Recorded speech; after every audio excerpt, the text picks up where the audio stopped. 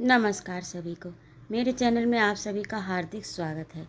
आज मैं उपस्थित हूँ विजय श्री तन्वी की लिखी कहानी अजाब। जाने किसी की मन्नत फली थी या आह पड़ी थी कि आसमान ऐसा टूट कर बरस रहा था जैसे अब के बरस कर फिर बरसना ही न होगा।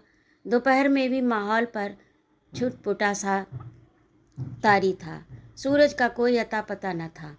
गोया रोज की नौकरी से बेजार हो बादलों की चादर ढांप किसी कोहगार में सुस्ता रहा हो। शहर की आबादी से अलगाया रात दिन कामदारों से घिरा घूरपुर का ईंट भट्टा भी इस वक्त सुनसान पड़ा था। उजड़ भट्टे के चार दांग जहाँ तक नजर जाती थी, ईंटों की जगह अगर कुछ था तो बस अनहद मिट्टी का फैलाव। दो दिन की धारासार बरसात ने भट्टे पर फड़ों में रखी कच्ची मिट्टी को मिट्टी के लोंदों में बदल दिया था। चटैल मैदान पर सूखने को दूर तक बिछी तमाम कच्ची ईंटें भी गल कर गारा हो गई थीं। भट्टे के हमगोसे में लचर झुग्गियों का एक भरा पूरा कुनबा आड़ी टेढ़ी और बेढंगी सप में हैरान खड़ा था। अजहद नीची छतों वाली इन झुग्गियों की साख्त बहुत कुछ दिया सलाई की डिब्बियों के मानिंद थी, जिनके भीतर ईंट पथेरे बेलदार मजदूरों की बसावट है। इन्हीं में से एक झुग्गी में बदन तोड़ बुखार से लरजती सजीली चारपाई पर 3 इकाई बनी पड़ी थी। कल आधी रात से उसका सारा बदन ऐसे जल रहा था जैसे अभी अभी उस डाले की ओर से झुलस कर लौटी है, जिधर रात दिन जलने वाली सुरंग नुमा भट्टी की शदीद आग में उसकी पाथी हुई ईंटें पकती हैं। जब जब सजीली उस आग को देखती है तब तब उसे अजाब में मिलने वाली जहन्नुम की आग का तसव्वुर होता है और मारे खौफ के उसका रोआ रोआ सिहर उठता है। उस घड़ी उसके मुंह से खुद ब खुद ही एक दुआ फूट जाती है, या अल्लाह रहम कर, मेरे गुनाह माफ़ कर, मुझे नेकी अता कर, जहन्नम के अजाब से बचा। लेकिन आज सजीली किसी और ही दहशत में थी। अल सुबह भट्टे मालिक ने अपने माथे पर हाथ मारकर सूखी आवाज़ में कहा था, काहे की दिहाड़ी दूँ, ईंट कहाँ रही? मिट्टी है मिट्टी, मिट्टी का क्या मोल और क्या मजूरी। वह नन्ही जैनब को सीने से चिपटाए दीवार के सहारे धप से ज़मीन पर बैठ गई। बिना पलस्तर की खुरखुरी दीवार से उसकी नंगी पीठ खुरसती चली गई। एक जुमले में उस खुर्रे आदमी ने उसके जिस्म का सारा अरक निचोड़ लिया था। वह जाने और लोगों से किस किस बात पर देर तक बहसता रहा, मगर उसने बस एक तरफ मिट्टी सुना था। एक बार को लगा जैसे अपनी कब्र से उठकर सरवरी उसके कान में फुसफुसाई है, क्यों रंज रखती है गुल्लन, सब मिट्टी है मिट्टी। दूसरे कान में भट्टे मालिक के बोल लहर रहे थे, काय की दिहाड़ी, मिट्टी का क्या मोल। सजीली से ज़्यादा कौन जानता है मिट्टी का मोल और मजूरी। जब से एक मनहूस शाम को सरवरी ने उसे अपनी छाती में भींचकर मिट्टी का मतलब समझाया था, उसे वह घमस भरी शाम किसी हादसे की तरह याद रहती है। अंदाजन 15 का सिन था। शदीद गर्म शाम से उसे 5 फीट लंबी 5 फीट चौड़ी बोसीदा कोठरी में धकेल कर दरवाज़ा मूंद दिया गया था। कैसा तो फूहड़ सिंगार किया गया था, और उससे भी फूहड़ था उसका लिबास। गहरी काट का गला, एकदम नंगी पीठ, उस पर कच्ची छातियों पर कसी हुई गद्देदार अंगियों में उल्टी सीधी सांसें आ रही थीं। बेहिसाब गर्मी में नीची छत पर चक्कर काटता पंखा देह को पछोरने वाली लू फेंक रहा था। बदन पर लदी हुई भड़कदार इत्र की महक से उसे मिचलाहट होने लगी। फिर कोठरी का दरवाज़ा थोड़ा सा खुला और एक अजनबी अंदर घुस आया। उसका पहला खरीदार उसने तिगुनी उम्र का थुल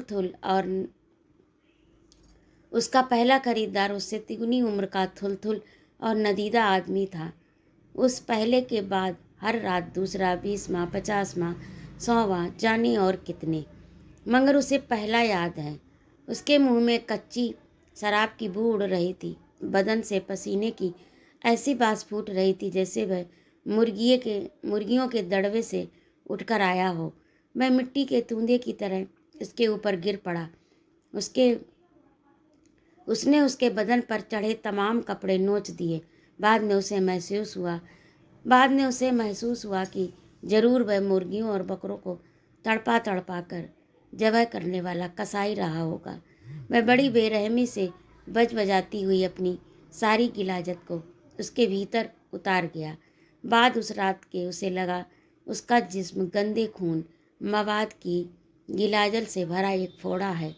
काश कोई किसी नुकीले खंजर से उस फोड़े में चीरा लगा दे, उसके अंदर की सारी गिलाजत बह जाए। वह गला फाड़कर कितने घंटे तक रोई। उसकी देह की बेहाली के दुख से भी बड़ा था अल्लाह के अजाब और कहर का खौफ। जहन्नुम में कांटेदार थूहड़ खिलाए जाने का डर, संडासी से उसके गलफड़ों को फाड़ दिए जाने का डर, ऊंट खच्चरों जितने बड़े सांप बिच्छुओं के डंक मारने का डर। इस जिना के अजाब में अब जहन्नम की स्याह आग में झुलस कर उसकी सारी खाल बदन से जुदा होकर गिर पड़ेगी। सोच कर ही दहशत से उसका मुंह जर्द पड़ गया था। वह रो रो कर आसमान की तरफ हाथ और मुंह उठाए उस गुनाह की माफ़ी मांगती रही जो उसने नहीं किया था। मेरे अल्लाह, मुझे बख्श दे, मैं अजाब में पड़ गई। इस गलीज बदन के साथ कैसे जीऊँगी। उस रुलाई से सरवरी दहल गई थी। उसे अपनी छाती से भींचकर वह फूट पड़ी। तुझे क्यों अजाब मिले, उस निष्ठुर अल्लाह को क्यों न मिले जिसने बेकसूर ही हमें इस दोजख में फेंक दिया। मेरे उस अल्लाह की भी किसी को जवाबदारी है कि नहीं। लेकिन उस बेपाया रात को उसकी आंखें बरसाती नावदार हो गई थीं, सो बरसती ही रहीं। तब सरवरी उसे झिंझोड़ कर चिल्ला पड़ी, तू रंडी है, याद रख तेरी आँखों के आंसुओं से ज़्यादा यहाँ तेरी आँख में पड़े काजल का मोल है। जिस बात का सोग मना रही है गुल्लन, रूह पाक रहे, जिस्म का क्या मलूल, मिट्टी है मिट्टी। फिर सुधा जाने कैसे खुद ब खुद उसकी आँखों का पानी सूखता गया। उसने मिट्टी को बस मिट्टी ही समझा। बिला उज्र अपनी मिट्टी को बेहयाई से हर रात खरीदारों के तले बिछा दिया। रोज सवेरे उस रौंदी हुई मिट्टी को समेट लिया। समेटी हुई मिट्टी से अगली बेहया रात के लिए अपना एक नवेला बुत गढ़ लिया। मगर मीरगंज के कोठे पर मिट्टी का इतना मातम ना होता था जितना इस घड़ी ईंटों के मिट्टी हो जाने से और उसकी बाकी कामदारों को हो रहा था। झुग्गियों की सप में एकदम से कोहराम मच गया। भट्टा मालिक अपने जानिब निपटारा करके चलता बना। मैं कहाँ का नुकसान उठाऊंगा, अब भादों बाद ही कुछ काम होगा। रह सको रहो, ना तो कोई हिल्ला देखो। दिहाड़ी गई सो गई, लेकिन अचानक बेरोजगार हुए मजदूर रोजी की फिक्र में बुरी बुरी बकने लगे। इस साले हरामखोर की भली चलाई, हलक में हाथ डालकर दिहाड़ी खींच लेंगे। ईंट मिट्टी हुई तो हमारा क्या कसूर, मौसम की मार हम मजूर क्यों भुगतें। बिना काम 20 दिन कैसे कटेंगे। रात 12 से 9 तक बेल की तरह जुते रहे। ढलाई पथाई सीखी, इसके कहे अब दूसरे हिल्ले लग जाएं।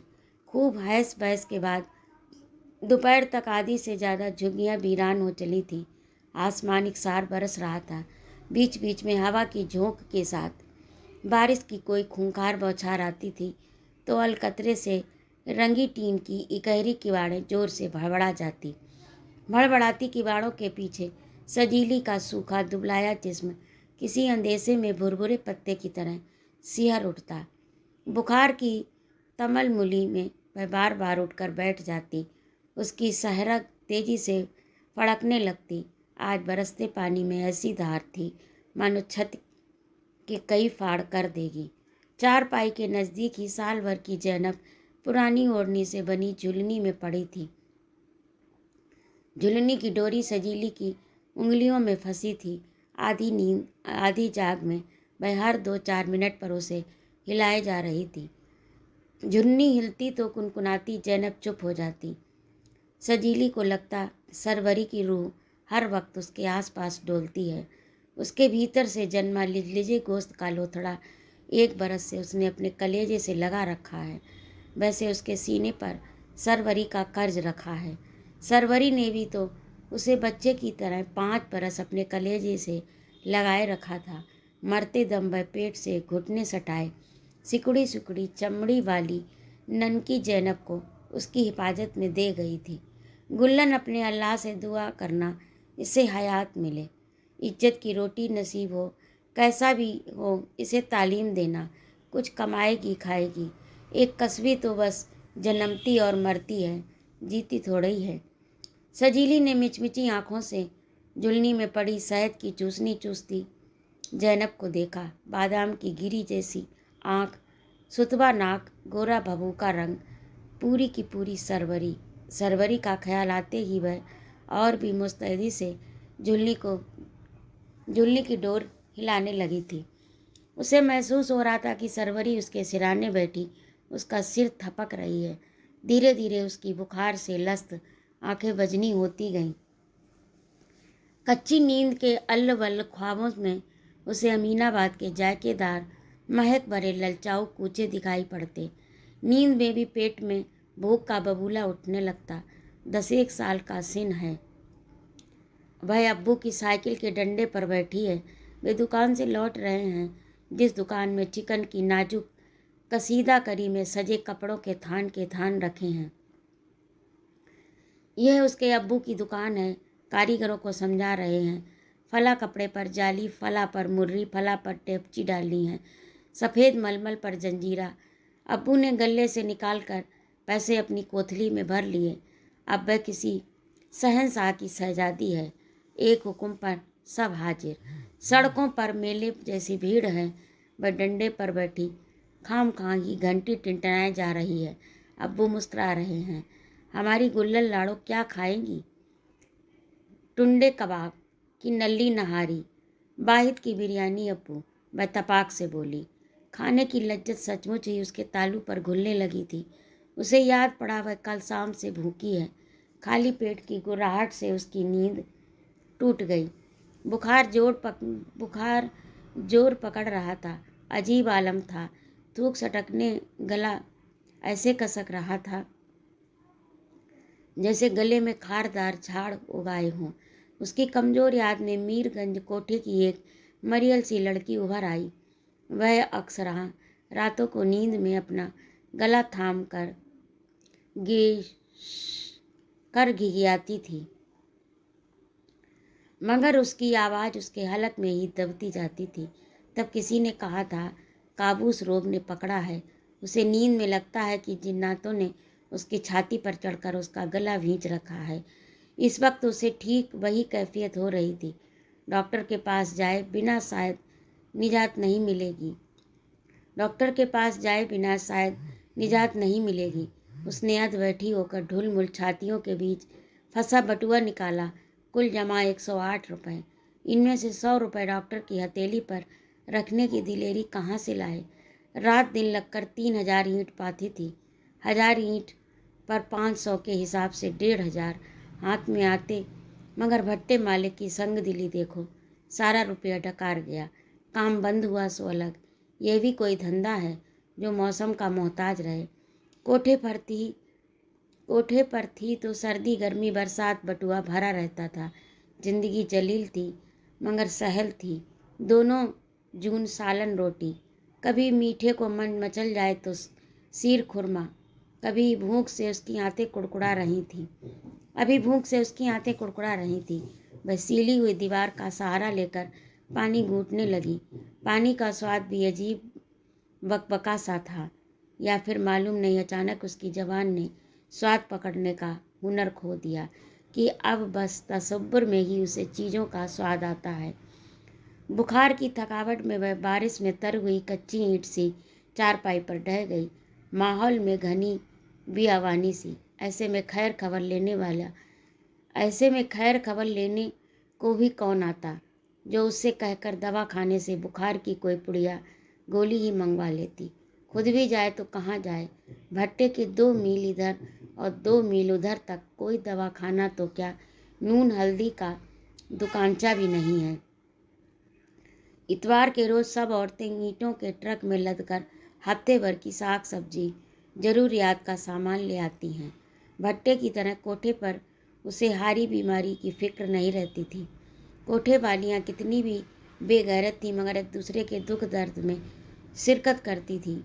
उसकी थकी हुई आंखों में उसके बदन की खुरचनों को सहलाती हुई सरवरी फिर मुस्कराने लगी। एक दफा उसे चिरकारी बुखार ने धर लिया था। सरवरी हर दूसरे रोज बिना नागा उसे डॉक्टर को दिखाने ले जाती। हफ्तों तक पाबंदी से 3 खुराक देती, धौंस से दलिया खिचड़ी फल फ्रूट खिलाती। अपने रोज के बंधे हुए ग्राहक छोड़कर उसके कमजोर होते हाथ पैर मलती। उसे याद है कि उन दिनों मौसम पर गुलाबी जाड़ा चढ़ने लगा था। मंगरिब का समय था।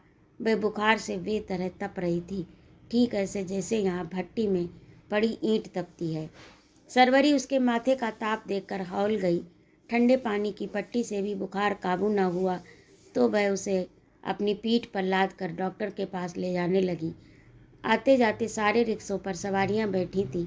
एक रिक्शे वाला सड़क किनारे खड़ा हथेली पर सुरती चूना रगड़ रहा था। सरवरी ने उसे गोद में लिए हड़बड़ी में बिना कुछ पूछे ही रिक्शे पर सवार हो गई। डॉक्टर सलाउद्दीन के दवा खाने चलो। खाली नहीं है, रिक्शे वाला रुखाई से बोला। सरवरी ने उसकी रुखाई को बिल्कुल तवज्जो न दी। खाली है तो भले आदमी, बच्ची बीमार है, 5 मिनट का रास्ता है, सर्राफा बाजार से जरा आगे जाना है बस। कहा ना खाली नहीं है, सवारी पकड़ रखी है, उतर जाओ, रिक्शे वाले ने लापरवाही से कहा। सरवरी ने सजीली का जलता हुआ माथा छुआ। उसके भीतर की हड़बड़ी और गहरी हो गई। अच्छा 10 की 20 दूंगी, अब जल्दी चलो। जा ना, और कोई देख ले, अल्लाह वाला हूँ, किसी रंडी की हराम कमाई नहीं खाता मैं। रिक्शे वाले की आवाज़ में तल्खी और नफरत भरी थी। अचानक जैसे सरवरी के अंदर किसी शेरनी की रूह घुस आई। उसने भरे बाजार में अपने पंजे से रिक्शे वाले का गरेबान थाम लिया। नीच भड़ुए, क्या बोला? हराम की कमाई, मुझसे ज़्यादा हलाल की क्या खाएगा तू? रिक्शे वाला सरवरी की गुस्सैल पकड़ में छटपटाने लगा। सरवरी उसका गरेबान थामे बोली जा रही थी, पता भी है कैसे कमाती है रंडियाँ, मर भोग के गिद्धों के पंजों से अपने रोज का निवाला छीनती हैं। अपने रिक्शे में बैठाकर रोज कितने नदीदों को हम रंडियों के दरवाजे तू छोड़ता है। खूब चैन से यहाँ खड़ा उन हरामजादों की कमाई की खैनी रगड़ता है। वो हलाल है तुझे? एक पल को रिक्शे वाला भौचक रह गया। उसे सरवरी से ऐसे गदर की उम्मीद न थी।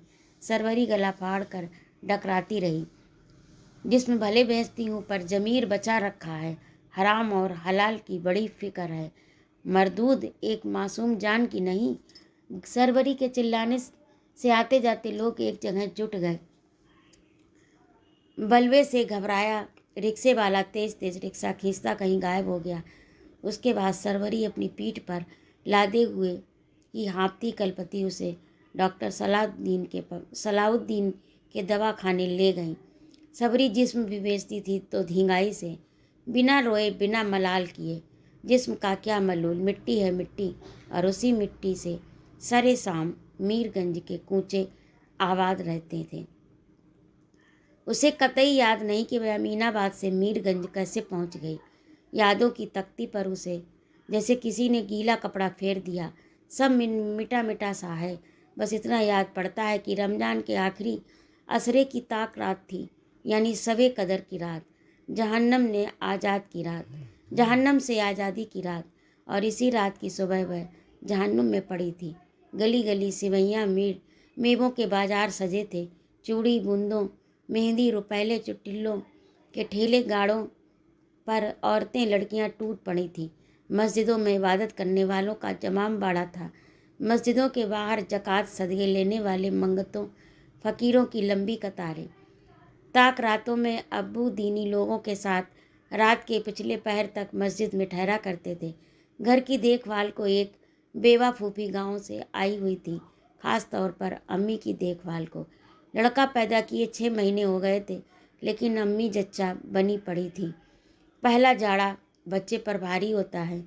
वो उन दिनों हर वक्त अकड़ी रहती थी, जैसे 3 लड़कियों बाद उन्होंने अपनी नस्ल से जुदा कोई अजीम अजीम जीव जन्म दिया। वह अजीम जीव हर वक्त बंदरिया के बच्चे की तरह सॉरी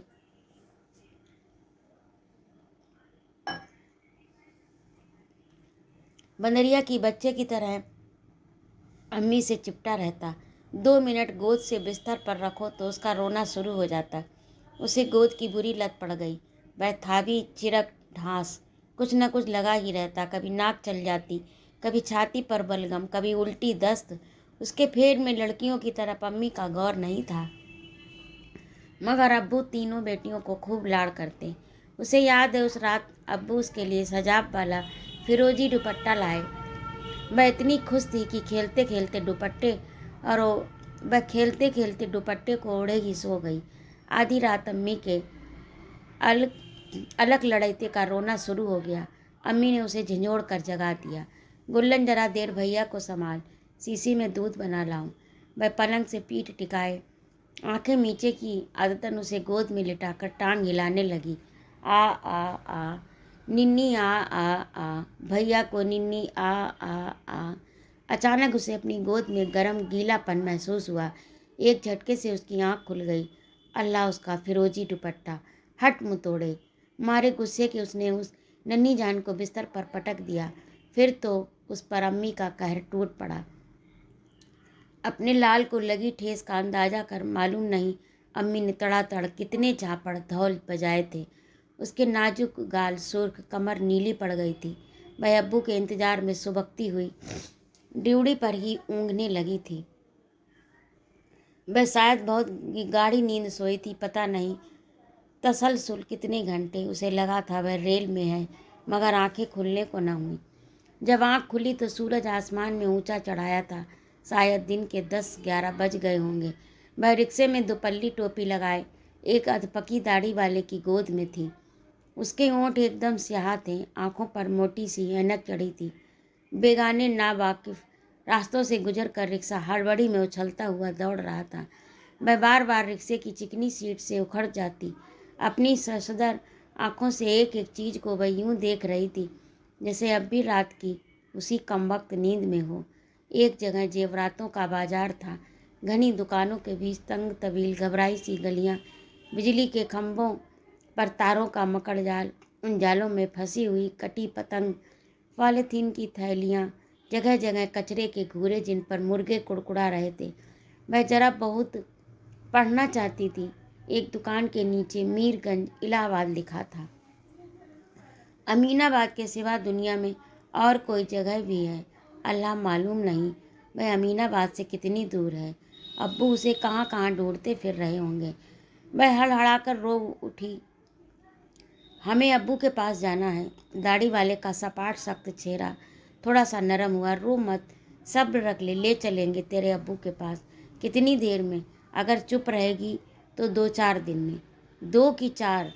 चुप, भेजा मत खा, अपना मुंह बंद रख। उसकी आवाज़ में कुछ ऐसी सनसनाहट थी कि उसके हाड़ तक सिहर उठे। वह अपने रोने को हलक में दबाए दबाए सुबकती रही। तनिक आगे बीच बाजार में ही लोहे के घिरे घिरे से छज्जों पर छोटे छोटे आईनों में झांक कर समरती हुई पीली आई औरतें नीचे आते जाते लोगों को इशारों से बुला रही थी। उफ, कितनी घुटी घुटी सी गलियां थीं। गलियों के भीतर और घुटन भरी गलियां। कहीं कहीं वे रिक्शे उतर गए थे। हरे रंग में लिपटी एक भद्दी और डरावनी सी इमारत थी। उसके जेहन में अब भी उस इमारत का नक्शा ताज़ा है। लकड़ी का अधखुला दुपल्ला दरवाज़ा था, पतले गलियारे, दोनों तरफ छोटे कमरे, फिर एक ठीक ठाक बड़ा दालान। दालान में तख्त पर दरी बिछी थी। गांव तकिए से टिकी बैठी एक गिरांडील औरत सरौते से छालियाँ कतर रही थी। उसकी आवाज़ उसके ढांचे से मेल नहीं खाती थी। उस भरी भरी सी औरत ने उसके गाल छूकर पूछा, नाम क्या है तेरा? उस बेजा छुअन से सहम कर उसने कहा था, गुल्लन। फिर वह उसके हाथों की जद से कुछ परे हटकर बोली, गुलनाज बानो। औरत बिना बात हंसने लगी। हंसते समय उसकी पूरी देह हिचकोले उखा रही थी, खासकर चर्बीदार थुलथुला पेट। इस नाम को बिल्कुल ही भूल जा। आपसे कोई तुझे पूछे तो कहेगी तेरा नाम सजीली है, समझ गई ना? वह बिल्कुल नहीं समझी थी उसका नाम सजीली क्यों होने लगा। उसका नाम तो गुलनाज है। वह अपनी गर्दन घुमाकर इधर उधर देखने लगी। दालान के चारों तरफ दो महिलाएं छज्जेदार खोर में इधर उधर टहलती लड़कियां झुक कर उसे झांक रही थीं। उनमें से कुछ एक नीचे उतर आईं। उसके गिर्द लड़कियों का एक घेरा सा बन गया। लड़कियों से मुखातिब भारी औरत की हल्की आवाज़ दालान में बिखर गई। अभी कच्ची है, गोश्त गिजा खाएगी तो 2 साल पीछे पक जाएगी, जब तलक तुम में से किसी की निगरानी में रहेगी। लड़कियां चुप रहीं। बारीक आवाज़ कुछ कड़क हो गई। सुना कि नहीं? लड़कियों ने मरे मन से हुंकार भरी। जी खाला। तो बताओ कौन लेगा जिम्मा? रोज का 100 रुपया बेसी दूंगी। खाना कपड़ा मेरा। मोटी औरत अपनी पैनी आंखों से एक एक चेहरे को बेंधती हुई बोली। सॉरी। लड़कियों के हजूम से आगे होकर 20 एक साल की एक गदबदी भूरी भक लड़की ने अपने उल्हे बालों को सहलाकर उसकी कलाई थाम ली। उसकी आंखों में लाड़ की लहर थी। इसका जिम्मा मैं लेती हूँ खाला। लड़की उसे लेकर सकरा अंधेरा जीना चढ़ने लगी। लंबी खोर में कई सारी तंग कोठरियाँ थीं। गलियों में गलियों की तरह कोठरियों के अंदरून भी कोठरियाँ, सीलन भरी बदशक्ल और बोशीदा। वहाँ न वादगीरें थीं न रोशनदान। माहौल में हवा और रोशनी की गुजर न थी। उसकी सांस बोझिल होने लगी। हमदर्दी पाकर उसने लड़की की कुर्ती की खूंट पकड़ ली और जार जार रोने लगी। हमें हमारे घर अमीनाबाद भिजवा दो। लड़की उसके हाथ थामकर उसके नज़दीक उकड़ू बैठ गई। वह उसकी कातर गुहार सुनकर उदास आवाज़ में बोली, यहाँ से कोई रास्ता तेरे घर को नहीं जाता। कैसे नहीं जाता? फिर क्या हम यहाँ उड़कर आए हैं? वह और ज़ोर से रोने लगी। कुछ दिनों बाद सब समझ जाएगी। यहाँ बस आने का रास्ता है, जाने का नहीं। कहते हुए लड़की का चेहरा अजीब हो गया। सजीली उसे बेयकीनी से देखने लगी। भिजवा दो ना, हमारे अब्बू की ओढ़नियों की दुकान है। हम आपको बजंगकली की ओढ़नी दिलवाएंगे। लड़की ने अपनी हथेलियों से आंसू पोंछकर लाड़ से उसकी चिबुक उठाई। यहाँ ओढ़नी ओढ़ने का कोई काम नहीं है। अच्छा बता, तुझे भूख लगी है? नहीं, उसने कहा। चल कुछ खा ले, कितनी देर से भूखी होगी। वह कुछ याद कर बोली, मेरा नाम गुल्लन है ना? तेरा नाम गुल्लन है ना? गुलनाज बहनों, बस अब्बू अम्मी गुल्लन बुलाते हैं। वह खुलने लगी थी। मैं तेरी अप्पी हूँ, तुझे गुल्लन बुलाऊंगी। सुनकर उसे अच्छा लगा। वह उसे नए नाम से नहीं बुलाएगी। और तुम्हारा क्या नाम है? सरवरी। तू सब्बो अप्पी कहना। उसने हाँ में सिर हिलाया। बोल कर बता। सब्बो अप्पी। फिर बोल। सब्बो अप्पी, उसने दोहराया। लड़की के भीतर जाने क्या उमड़ रहा था। वह उसे बेसाख्ता अपने गले लगाकर रो पड़ी थी। हाँ मेरी लाड़ो, बोल बोल, फिर बोल। मैं तेरी सब्बो अप्पी हूँ। उस दिन से वह 8 पहर सरवरी के संग लगी रहती। खाना, नहाना, सोना, जागना, सब संग संग। सरवरी उसके लंबे बाल संवारती, थू थू करके बलाएं लेती। जब पहली बार महीना हुआ तो सरवरी ने कपड़ा धरना सिखाया। उसे सरवरी किसी परी के मिसल लगती थी, कुदस सीरत वाली आसमान परी। इस बदतर जगह पर एक फिरिस्तादा तो बस उसकी हिफाजत के लिए आई है। वह सोचती थी वह बड़ी होकर सरवरी जैसी बनेगी, मुकद्दस और मददगार। लेकिन एक रात दिलो दिमाग में सब्बो अप्पी के लिए पाले नेक भरम उबकाइयाँ लेने लगे। उस रात पेड़ों में दर्द की बेचैनी से नींद खुल गई। माहवारी का दूसरा दिन था। ऐठन से अंतड़ियाँ कटी जा रही थी। जांघों के पिछले और निचले हिस्से में जैसे रोड़ियाँ भर गई थीं। वह बूढ़ी गेंदा अम्मा की कोठरी में पेट गोड़ घुसाए पड़ी थी। दिन भर तो सरवरी साय की तरह उसे साथ रखती, मगर रात होते खाना खिलाकर गेंदा चाची की कोठरी में सुला जाती। सरवरी की बात उसे अल्लाह मियाँ का फरमान थी, सो मन में किसी तरह के सवाल की गुंजाइश न थी। सोते सोते जाग पड़ी तो उसे सीधी सब्बो अप्पी याद आई। वह कोठरी की तरफ चल दी। कोठरी की सिटकनी भीतर से बंद है। वह दरवाज़ा खड़खड़ाने लगी। अप्पी दरवाज़ा खोलो, पेट में दर्द है। अंदर से सरवरी की हाँफती हुई आवाज़ आई, गेंदा अम्मा से कहकर गर्म पानी की बोतल रखवा ले। वह हैरान हो गई थी। सब्बो अप्पी उसके दर्द की बात सुनकर भी दरवाज़ा मूंदे पड़ी हैं। उसने दरवाजे की दरार से आंख सटाकर देखा तो जैसे एक जलजला आ गया। सरवरी एक लंबे चौड़े से आदमी की तरफ मुंह किए करवट लेकर लेटी थी, सरापा नंगी। उसके बदन पर एक कतर भी नहीं था। वह सन्न रह गई थी। उसकी आसमानी परी सब्बो अप्पी बरहना बदन इस आदमी के साथ क्या कर रही है। दरवाजे की दरार से उसके चेहरे की एक फाँक दिखाई पड़ रही थी। उस पर एकदम बेहयाई सवार थी। उसके बदन से अंगुल भर की दूरी पर साथ में पड़ा आदमी हाँफते हुए अपना इजार बांध रहा था। फिर सरवरी भी धीरे से कुछ बोलते हुए सिरहाने पड़े अपने कपड़े पहनने लगी। दरवाजे से आँख सटाए वह अंदर की तरफ एक एक हरकत देख रही थी। अपनी आँखों को देखने और कानों को सुनने से रोक लेना चाहती थी जब उस आदमी ने कुछ रुपए बड़े भोड़पन से सरवरी के गिरेबान में ठूंस दिए। वह चुपचाप गेंदा अम्मा की कोठरी में जाकर लेट गई। आंख मूंदती तो सामने सरापा नंगी सब्बो अप्पी ठिठियाने लगती। सारी रात बेदारी में कटी। सुबह सरवरी आई तो वह एकदम से फट पड़ी। अप्पी रात कोठरी में आपके संग कौन आदमी था? मुझे क्या मालूम कौन था? नाम पता थोड़े पूछा था। नंगा सवाल सुनकर भी सरवरी सहज रही। पराए मर्द के आगे बदन उघाड़े जिना होता होगा। तेरा अल्लाह बिगड़ेगा तो त्रिवेणी नहा लूँगी। यहाँ दुनिया भर के पाप कटते हैं, मेरे भी कट जाएंगे। सरवरी ने शरारत से उसके गाल पर चिकोटी भरी तो वह बिदक गई। लड़कियों को पर्दे में रहना चाहिए, पता भी है कितनी मुद्दत जहन्नुम में भटकती फिरोगी, कितनी अजाब झेलोगी। सियानी लाड़ो, तुझे ये सब किसने कहा? सरवरी मुस्कराने लगी। मौलाना साहब ने। तेरे मौलाना ने देखा है जहन्नुम? अब की उसकी मुस्कुराहट मध्यम हंसी में बदल गई थी। उन्होंने अल्लाह की किताब में पढ़ा है, जहन्नुम की 70,000 वादियाँ हैं, एक एक वादी में 70,000 खाइयाँ, हर खाई में 70,000 बिल, और हर बिल में कितने कितने सांप हैं। वो तुम्हारे जिस्म को खाएंगे। उसकी बात सुनकर सरवरी पहले तो डिटाई से हंसती रही, फिर उसके चेहरे पर अंधेरा घेराया। तू बड़ी पागल है गुल्लन। तेरा मौलाना तुझे इसी जहन्नुम के बारे में बताता होगा। किसी रात उसने इस जहन्नुम का फेरा किया होगा।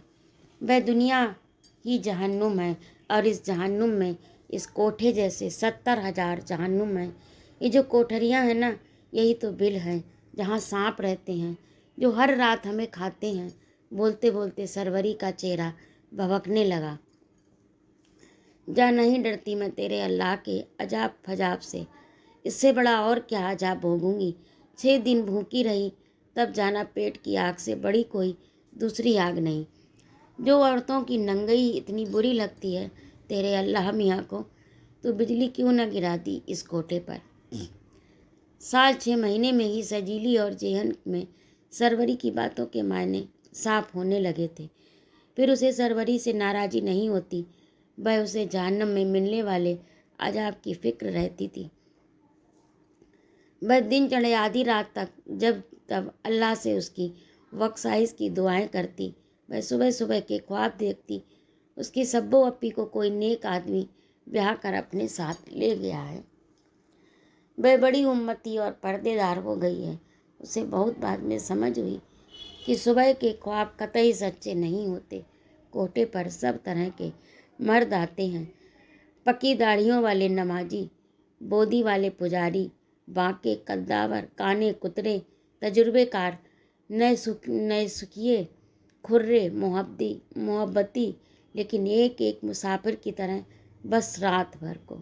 सांझ आई, ठहर गए, सवेरा हुआ, चल पड़े। कोठे वाली खाला की हिदायत थी, मर्दों को बस रिझाना है, उनसे मोहब्बत नहीं करनी। कोई लड़की अगर इसमें पड़ती है तो खाला के टहलुए उसकी खाल उधेड़ देते। उन्हीं दिनों सरवरी का एक असामी रोज आने लगा। सरवरी गदरा गई थी, हर वक्त खिली खिली दिखती। वह उसके सिवा बाकी सारे ग्राहकों को साफ साफ इनकार करने लगी। खाला के गोविंदों पर ये बात जाहिर थी, मगर सरवरी धींग थी, अपनी मर्जी की, चाहे कोई मार मार खाल खींच ले। कोई 4 महीने ये सिलसिला चला, मगर अचानक उसका आना बंद हो गया। सरवरी दिन ब दिन मुरझाने लगी, गुलाबी जिल्द वाली बेलाग परी जर्द पड़ती गई। धीरे धीरे वह हंसना बोलना भूल गई। हंसने की कोशिश होती तो उसकी आंखों के कोर भीग जाते। कफी गफलत में बड़बड़ाती, गुल्लन तू बस देखती जा, आज नहीं तो कल तेरा नौसा भाई आएगा जरूर। कभी खाला का गला पकड़ लेती, आदमखोर कुतिया, तूने मार दिया ना उस फरिश्ते को। फिर एक दिन सबको मालूम हुआ कि वह पेट से है। पूरे 3 महीने का हमल था। मरी को कोई क्या मारता। अल्लाह अल्लाह कर 3 पूरे हुए, 8वां लड़की जन्मी। सरवरी इस जहन्नुम से हमेशा को निजात पा गई। उस दिन बहुत रोई थी सजीली। कलेजे पर दर्द की ऐसी बर्फ़ जम गई थी जो तिड़कती ही ना थी। जितना रोती जमी हुई बर्फ़ और सख्त होती जाती। सरवरी के बाद उसका कोई निगहबान न था। बस उसके पेट से जने लोथड़े में जीने की एक वजह मिल गई थी। एक रात वह उस 2.5 पसली की जान को लिहाफ में दुबकाए बैठी थी कि भारी बूटों की आवाज़ से सारा कोठा थर्रा उठा। तमाम कोठरियों में अफरा तफरी मच गई। किसी लड़की की तलाश में पुलिस ने छापा मारा। कई लड़कियां मौका पाकर निकल भागी। उसने भी जो हाथ आया एक झोले में भरा और बच्ची को सीने से चिपकाए बिना पीछे देखे दौड़ती चली गई। सजीली के बदन की तपस से बिस्तर तप रहा था। बुखार की कच्ची नींद में इतने सारे दिन, महीने, साल किसी सपने की तरह उसकी आंखों से गुजर गए। जरा होश हुआ तो सुध हुई कि कई घंटों से जैनब न दूध को और न गोद को रोई थी। वह गूदड़ सी चादर झटकाकर एकदम उठ गई। लपक कर झुल्ली में सोती हुई जैनब को गोद उठा लिया। उसे छूते ही वह घबरा गई। जैनब के जिस्म में आँच पर रखे हुए तवे की तरह दहकन उठ रही थी। उसके होंठ पपड़ाए हुए थे, चेहरा सुर्ख पड़ गया। वह घबराकर उसके माथे पर भीगी पट्टियाँ रखने लगी। बुखार की इस शिद्दत को वह तो झेल जाएगी, मगर इस ननकी जान का क्या होगा। उसे आखिरी सांस लेती सरवरी याद आने लगी। दुआ करना गुल्लन इसे हयात मिले। उसने दहकती हुई जैनब को अपनी बाहों में भींच लिया। एक फिक्र से उसकी बड़ी फिक्र सामने खड़ी हुई तो उसका बुखार टूटने लगा। किसी भी सूरत 1500 का जुगाड़ तो करना ही होगा। 15-20 दिन बट्टे पर कोई काम की उम्मीद नहीं थी। सोचते सोचते उसका चेहरा अजीब हो गया। वह कोई सख्त फैसला करके बिस्तर से उठ गई। मगरिब का समय था। देर से लस्त पड़ी देह में एकदम से फुर्ती आ गई। उसने देग भर पानी गर्म किया, मल मल कर नहाया। नहाने के बाद मुसल्ला बिछाकर नमाज की नीयत बांधी। फर्ज के बाद नफिल पढ़ी। भीगी आँखों से जैनब की सेहतमंदी की दुआ की और उस पर दरूद भेजे। बाहर बरसात रुक चुकी थी, लेकिन लगातार बरसे मेह से दीन बस्ती की सूरत और दीन हो गई थी। आमने सामने खड़ी झुग्गियों के बीच आने जाने को बनी पगडंडी कीचड़ से तराबोर थी। पिछवाड़े में कच्ची उथली मोरियों में बहता मैला बारिश के पानी का साथ जहाँ तहाँ बह रहा था। उसने आसपास की झुग्गियों का फेरा किया तो एक दरवाज़ा खुला दिखा। भीतर 4 जन का परिवार था। परिवार की औरत नरम दिल थी। उसने हाथ जोड़कर अपनी और बच्ची की तबीयत का हवाला दिया। आसपास कोई दवा खाना नहीं है। 2-2.5 घंटे बच्ची को संभाल लें तो बड़ा एहसान होगा। बस दवा लेकर लौट आऊँगी। वह अपनी झुग्गी में लौटी। बहुत दिनों बाद उसने गहरी काट वाले गले की कुर्ती पहनी, छाती पर गोटदार ओढ़नी बिछाकर आंखों में कीच की मानिंद गाढ़ा सुरमा भर लिया। भट्टी के नज़दीक रहने से उसका चेहरा कजला गया था। बहुत दिनों बाद उसने अपनी कजलाई सूरत पर श्रृंगार किया। अपने जिस्म पर भड़कदार इत्र की महक ला दी। बदरंग हुए ओंठों पर सुर्खी चढ़ाई। बहुत दिनों बाद उसे लगा कि ईमान की रोटी खाकर भी वह बाजारू और बिकाऊ ही दिखती है। आज अपने को बिकाऊ जाहिर करने में उसने कोई कसर न रख छोड़ी। साज श्रृंगार के बाद उसने मन ही मन बिस्मिल्लाह किया। वह लब लब डग भरकर मटियाले कीचड़ को लांघती हुई भट्टे पर ईंटों से लदे खड़े ट्रक के करीब पहुंच गई। ट्रक शहर की तरफ जाने को तैयार था। ड्राइवर को उसे वहां तक छोड़ने में कोई उज्र न था। पनियल सड़कों पर हिचकोले खाता ट्रक आबादी की ओर बढ़ने लगा। बादल छितरा गए, लेकिन किसी भी समय दोबारा बरस सकते थे। 2 दिन के तूफान में कई कमजोर दरख्त गिर गए थे। सड़कें बेहाल थीं, बहुत खामोश और भीगी हुई। ड्राइवर आवाज़ दबाए कोई सिनेमाई गीत गुनगुना रहा था। उसके मुंह से शराब की बास उठ रही थी, मगर वह शरीफ आदमी था। उसने उससे किसी तरह की पेशकश नहीं की, बस यहीं उतार दो। जब उसने कहा तो वह उसे अचरज से ताकने लगा था। वह शुक्रिया कहे सूनी सड़क के मुहाने पर उतर गई थी। वह नवाबाद इलाका था। इस तरफ गाड़ियों की आमदो फरत नहीं थी। 8-10 मिनट के अंतराल पर कोई गाड़ी गुजरती तो किनारों को भिगोती चली जाती। उनकी रोशनी में पेड़ों के धुले हुए पत्ते चिलकने लगते। सड़क किनारे खाल खाल गंदले पानी के चाहे बच्चों में बैठे मेढक टर्रा रहे थे। हवा में नमी थी। हवाओं और झकोरों से किनारों पर खड़े दरख्तों के पत्तों पर ठहरा हुआ पानी झड़ने लगा। उसे सिहरन होने लगी। वह तेज तेज चलते हुए दुकानचे के आगे लगी तिरपाल के सायबान में खड़ी हो गई। दुकान के ठीक सामने एक लैंप पोस्ट की जलती बुझती बदहवास रोशनी पर बरसाती पतंगे मंडरा रहे थे। उसे लगा वह भी ऐसी बुझी हुई है बदहवास रोशनी सी जिसे पतंगों की तलाश है। बहुत दिनों बाद छाती से ओढ़नी सरकाकर वह आते जाते लोगों को भोंडे इशारों से बुला रही थी। इस वक्त उसे अल्लाह के कहर और जहन्नुम के अजाब का जरा भी खौफ नहीं था। उसकी आंखों में सिर्फ और सिर्फ जैनब के दहकते हुए नन्हे हाथ पांव कुलबुला रहे थे। उसे सरवरी की बात ठीक याद थी, भला तुझे क्यों अजाब हो, तेरे अल्लाह को क्यों ना हो। तो ये थी आज की कहानी, जिसकी लेखिका हैं विजयश्री तनवीर जी। ये कहानी आपको कैसी लगी कमेंट करके अवश्य बताइएगा। और यदि आपको मेरा कहानी सुनाना अच्छा लगता हो तो कृपया मेरे चैनल को सब्सक्राइब अवश्य करें, लाइक और कमेंट करें तथा अपने मित्रों में शेयर भी करें। सुनने के लिए बहुत बहुत धन्यवाद। जय माँ भारती।